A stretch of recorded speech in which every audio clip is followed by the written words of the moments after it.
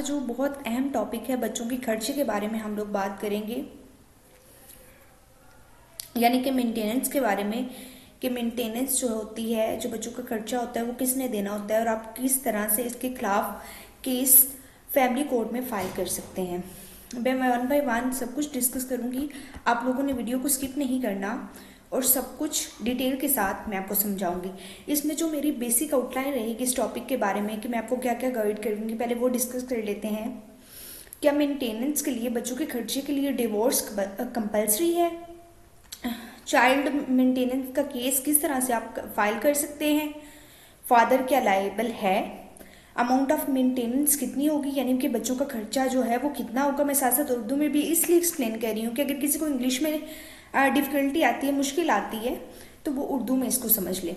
और medical expenses जो child के होते हैं, कुछ केसेस में ऐसे भी देखा जाता है ना कि मदर जो होती हैं वो बच्चे की पैदाइश से पहले घर छोड़ देती हैं, तो मेडिकल जो उस पर एक्सपेंस आए होते हैं, जो उस पर खर्चा आया होता है, वो भी क्या फादर ने पे करना होता है। ये सारे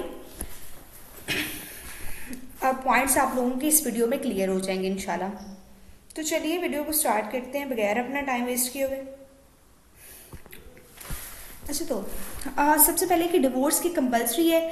नहीं, डिवोर्स या फिर अगर आप लोगों ने खुला नहीं भी ली हुई तो फिर भी फादर की ही रिस्पॉन्सिबिलिटी बनती है कि वो बच्चों का खर्चा उठाए। बच्चा 1 है, 2 है, 3 है, उसके अकॉर्डिंग ही खर्चा दिया जाता है। तो इसके लिए डिवोर्स कंपलसरी नहीं है। अगर आप वैसे भी अपनी मदर के घर रह रही हैं, कोई भी फैमिली इशू है, वाट एवर, वो हम लोग यहाँ पर डिस्कस नहीं कर सकती क्योंकि हर एक का फैमिली इशू जो है वो डिफरेंट होता है। लेकिन मैं जो टॉपिक की बात करी वो है खर्चा जो बच्चों का है वो बाप ने ही देना होता है। अगर आप अपनी फादर के घर रह रही हैं, मदर के घर रह रही हैं, तो फिर भी जो बच्चों का खर्चा है वो बाप ने ही पूरा करना होता है। आगे चाइल्ड मेंटेनेंस का केस आप किस तरह से फाइल करते हैं, इसके लिए हमारी फैमिली कोर्ट्स बनी हुई हैं। जारी बात है, इसके लिए आपको किसी लॉयर से कंसल्ट करना होगा। फैमिली कोर्ट्स बनी होती हैं, उसके थ्रू आप केस फाइल करके बच्चों का खर्चा जो है वो ले सकती हैं। अब फादर क्या लायबल होता है? बिल्कुल जी, फादर जो है हमारे पास वो लायबल होता है बच्चों का खर्चा देने के लिए। अब इसमें हमारे पास क्या है कि अमाउंट ऑफ मेंटेनेंस क्या होती है। अमाउंट ऑफ मेंटेनेंस जो होती है ना वो डिफरेंट होती है। जैसे कि फर्स्ट जो देखा जाता है कि फादर की इनकम कितनी है, फादर की इनकम के मुताबिक उसके बच्चों का खर्चा जो है वो फिक्स किया जाता है, उसकी अमाउंट फिक्स की जाती है। अगर तो फादर काफ़ी अमीर तरीन है या फिर अच्छा उसका कारोबार है, प्रॉपर्टीज़ वगैरह हैं, तो फिर जारी बात है उस ही तरीके से जो बच्चों का खर्चा है वो मेंटेन किया जाएगा।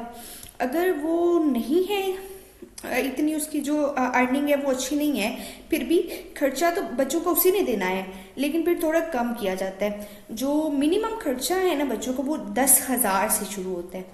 ओके, अगर कि जो वुमेन होती है हमारे पास वो ये मेंटेन नहीं कर पाती, ये इस्टेब्लिश नहीं कर पाती कि इसके फादर का जो अर्निंग है वो बहुत ज़्यादा है, तो फिर भी जो कोर्ट मिनिमम खर्चा लगाएगी ना वो भी 10,000 होगा। लेकिन मैं यहाँ पर वुमेन्स को भी कहती हूँ कि आप अपने हस्बैंड की अर्निंग का कोई ना कोई प्रूफ रखा करें अपने पास, ताकि आपको कल को सूट फाइल करना पड़े मेंटेनेंस का, तो आपके पास काइंडली प्रूफ तो हो ना कि आप अपने बच्चों का जो खर्चा है वो अपने हस्बैंड से ले सकें।